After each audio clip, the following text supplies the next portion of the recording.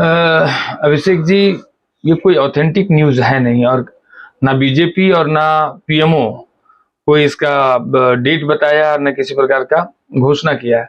कयास लगाया जा रहा है, कयास लगाया जा रहा है। उसमें चिराग जी का अगर जो नाम आ रहा है तो स्वाभाविक बात है कि लड्डू खरीद लिया है कि नहीं आपने?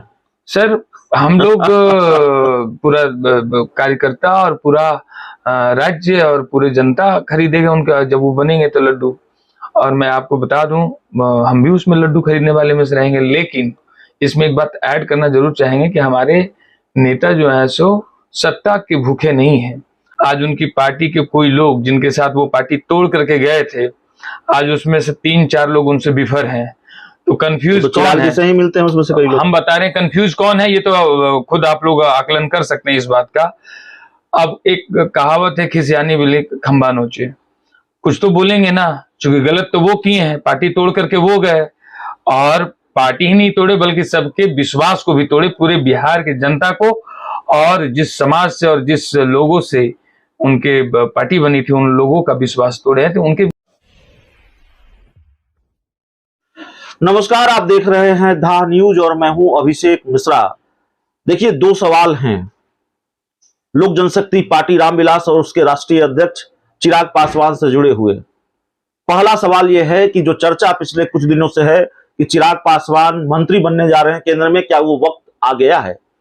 और दूसरा सवाल यह है कि क्या हाजीपुर से चिराग पासवान की मां रीना पासवान चुनाव लड़ेंगी? इन दोनों सवालों पर खासकर हम बात करेंगे। हालांकि रीना पासवान की पॉलिटिकल एंट्री को लेकर हम पहले भी बात कर चुके हैं, लेकिन इन दो सवालों पर बड़ी चर्चा है, इन 2 चीजों की बड़ी चर्चा है। तो आज फिर बात करेंगे। हमारे साथ लोक जनशक्ति पार्टी रामविलास के प्रदेश प्रवक्ता राजेश सिंह हैं। सिंह साहब, जो सबसे पहला सवाल है वो यह है कि मीडिया रिपोर्ट्स के हवाले से खबर आ रही है, कुछ जो जानकारी हम पार्टी सूत्रों के हवाले से जुटाते हैं वो भी उस तरफ से भी जानकारी आ रही है कि केंद्र के मंत्रिमंडल विस्तार में, चूंकि मंत्रिमंडल विस्तार होने जा रहा है, बहुत जल्द होगा ऐसी खबर है, उसमें चिराग पासवान को जगह मिलने जा रही है। इसकी पुष्टि कर पाएंगे आप? अभिषेक जी, ये कोई ऑथेंटिक न्यूज है नहीं, और ना बीजेपी और ना पीएमओ कोई इसका डेट बताया, न किसी प्रकार का घोषणा किया है। कयास लगाया जा रहा है, कयास लगाया जा रहा है। उसमें चिराग जी का अगर जो नाम आ रहा है तो स्वाभाविक बात है कि लड्डू खरीद लिया है कि नहीं आपने? सर, हम लोग पूरा कार्यकर्ता और पूरा राज्य और पूरे जनता खरीदेगा उनका, जब वो बनेंगे तो लड्डू। और मैं आपको बता दूं, हम भी उसमें लड्डू खरीदने वाले में से रहेंगे। लेकिन इसमें एक बात ऐड करना जरूर चाहेंगे कि हमारे नेता जो है सो सत्ता के भूखे नहीं है, और सत्ता में बहुत जाने के लिए कभी बहुत बेताब नहीं रहे। उसका 2 ज्वलंत उदाहरण दे रहे हैं। चिराग पासवान जी में और बाकी लोग में क्या अंतर है? जीतन राम मांझी जी के पुत्र सुमन जी, जीतन राम मांझी नहीं बने मिनिस्टर, किसी पद पे उस तरह का सरकार में शामिल नहीं हुए, लेकिन पुत्र उनके शामिल हुए। डिप्टी सीएम तेजस्वी यादव जी, वो सत्ता में है, लेकिन ना माँ ना सिस्टर ना उनके, क्योंकि उनके परिवार में सब कोई हुआ करते थे, एक वक्त था, यहाँ तक के मामा जी भी उनके, ना पिताजी कोई नहीं, लेकिन तेजस्वी यादव जी, इवन बड़े भाई भी जो है सो उनसे नीचे के ये पे है, मिनिस्ट्री में है। 2 बार 9 साल 9.5 साल कार्यकाल हो गया है जैसे सांसद हमारे राष्ट्रीय अध्यक्ष चिराग पासवान जी को, और 2014 में ही पार्टी के संस्थापक आदरणीय रामविलास पासवान जी सारा दारोमदार पार्टी के इनके ऊपर दे दिए थे। अगर ये उस लायक, मतलब उस तरह के सोचते कि सत्ता के प्यासे होते और सत्ता का मलाई खाने वाले होते, ये 2014 में मतलब सरकार में शामिल हो जाते और मिनिस्टर बनते। 2014 का जिक्र किया आपने, तेजस्वी यादव का जिक्र किया आपने। बड़ा आरोप लगता है आपके, जो चिराग पासवान के जो राजनीतिक विरोधी है वो सवाल उठाते हैं, आरोप लगाते हैं, महागठबंधन का दरवाजा आपने खुला छोड़ रखा है। एक उदाहरण बार बार देते हैं पशुपति पारस, वो कहते हैं कि बड़े भैया कहा करते थे कि रोड पर वही जानवर मरता है जो तय नहीं कर पाता है किस तरफ जाना है कि उस तरफ जाना है, कंफ्यूज है कहाँ जाना है, इस तरह के आरोप लगते हैं। और सबसे बड़ा आरोप ये कि तेजस्वी यादव पर नरम है, नीतीश कुमार पर गरम है, और महागठबंधन का दरवाजा भी खुला छोड़ रखा है, विकल्प खुले हैं आपके। नहीं नहीं नहीं, नहीं। ये अगर पशुपतिनाथ जी पारस जी बोल रहे हैं तो उनका अपना निजी बयान होगा। कौन कंफ्यूज है? कंफ्यूज तो सबसे ज्यादा वही है। आज उनकी पार्टी के कोई लोग जिनके साथ वो पार्टी तोड़ करके गए थे, आज उसमें से 3-4 लोग उनसे बिफर हैं।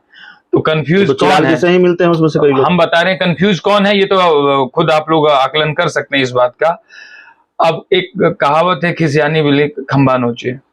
कुछ तो बोलेंगे ना, क्योंकि गलत तो वो किए हैं, पार्टी तोड़ करके वो गए, और पार्टी ही नहीं तोड़े बल्कि सबके विश्वास को भी तोड़े, पूरे बिहार की जनता को, और जिस समाज से और जिस लोगों से उनके पार्टी बनी थी उन लोगों का विश्वास तोड़े हैं। तो उनके विषय में क्या बोलना है विशेष? एक आखिरी सवाल है, रीना पासवान जी चिराग पासवान की मां हैं और उनके बारे में भी चर्चा होती है कि हाजीपुर से वो भी चुनाव लड़ सकती हैं। इस संभावना को भी खारिज नहीं किया जा सकता और हल्के में नहीं लिया जा सकता। ऐसी संभावना देखते हैं आप? हैं सर, ये हमारे राष्ट्रीय अध्यक्ष और शीर्ष नेतृत्व इसका निर्णय लेंगे कि हाजीपुर कौन लड़ेगा। हाँ, एक बात तो जरूर है, मैं डंके की चोट पे कह सकता हूँ कि हाजीपुर मेरा एक कह सकते हैं कि मेरा एकदम हर मतलब हमेशा का सीट रहा है वो। मेरा पार्टी का क्या मैं बताऊं कि एक घर है वो, गढ़ है। हाँ, गढ़ है हमारे नेता का। वो एक मतलब उससे संवेदना भी जुड़ी हुई रही है, उस जगह से एक कहीं न कहीं भावनात्मक लगाव है, उस जगह को नहीं छोड़ा जा सकता है। और उनको तो एक रिप्रेजेंटेटिव के तौर पे जब हमारे पार्टी में थे तो उनको वो जगह दिया गया था, और हमारे पार्टी के संस्थापक उनको भेजे थे। लेकिन जब वो रहे नहीं इस घर के सदस्य, तो उनके किस आधार पे उनको छोड़ा जाएगा? वो हाजीपुर हम लोग के पार्टी का गढ़ है, और हम लोग का अपना एक भावनात्मक लगाव वाला क्षेत्र है। अच्छा, इतना बता दीजिए, अब आप खुल के नहीं बता रहे हैं रीना पासवान हाजीपुर लड़ेंगी नहीं लड़ेंगी।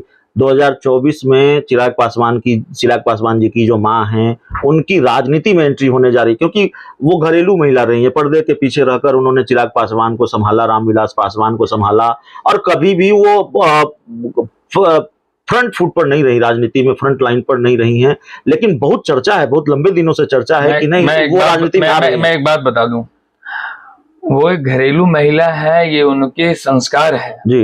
लेकिन जो वो घर के गार्जियन थी, और जिस घर से 5-5 सांसद निकला हो, और सभी को समेट करके एक छत के नीचे जो महिला रखी हो, और जो इतना बड़ा एक विरासत दिए हो देश और राज्य में, राजनीति की इतनी बड़ी पाठ पढ़ाए हो, उनको इतने कम में नहीं आती है कोई। नहीं, जब आएंगे तो एक बड़ा लकीर खींचेंगे। आपकी पार्टी के कई और नेताओं से हमारी बातचीत, जैसे ऑन द रिकॉर्ड उल्लास पांडे जी हैं, पार्टी के संसदीय बोर्ड के अध्यक्ष, उनसे बात हो रही थी। ऑफ द रिकॉर्ड भी कुछ नेताओं से बात होती है। बड़े चूंकि सवाल बार बार रीना पासवान को लेकर आप लोगों से ये पूछा जाता है, बड़ा उत्साह है पार्टी में कि वो आ रही है, ऐसा लगता है जैसे तय हो गया कि वो आ रही है। देखिए, एक बात बताते हैं, वो माता है, और जब माँ आती है तो रूठे को भी जो बाल बच्चा, जो नेता, या कह सकते हैं कि घर के वो कोई व्यक्ति, वो भी मान जाता है। और उनमें बड़ा एक कह सकते उनके हृदय में एक बड़ा जगह है लोगों को समाहित करने का। आए, हम लोग कार्यकर्ता लोग तो चाहेंगे कि वो आए, और जिस जगह चाहे उस जगह लड़े, और पूरी पार्टी उनके पीछे खड़ी रहेगी। लेकिन फिर भी हम कहेंगे ये हमारे पार्टी के शीर्ष नेतृत्व। चलिए, तो पार्टी का शीर्ष नेतृत्व जाहिर तौर पर अनुशासन यही इजाजत देता है कि पार्टी के शीर्ष नेतृत्व पर छोड़ दिया जाए, ये राजनीति की रवायत है। और जो साधारण कार्यकर्ता है, जो नेता है पार्टी का, वो शीर्ष नेतृत्व की इजाजत के बिना जाहिर तौर पर अनुशासन यही कहता है कि आप इतना बड़ा कोई बयान नहीं दे सकते। तो राजेश सिंह जी से हमारी बात हुई, देखिए संकेत तो मिलते हैं ना, राजेश सिंह जी भी उत्साहित हैं जब हमने रीना पासवान जी का नाम लिया। पार्टी के कार्यकर्ताओं में भी काफी उत्साह है, बड़े बड़े नेताओं में उत्साह है, और सब लोग चाहते हैं कि वो राजनीति में आए। चर्चा भी है उनके राजनीति में आने की, और उनके राजनीति में आने से क्या होगा ये देखना होगा। और भरोसा कम से कम लोक जनशक्ति पार्टी रामविलास के नेताओं कार्यकर्ताओं को है कि पार्टी और मजबूत होगी। दूसरी तरफ मंत्री बनने को लेकर जो सवाल था उस पर भी हमने बातचीत की है। बहुत बहुत धन्यवाद।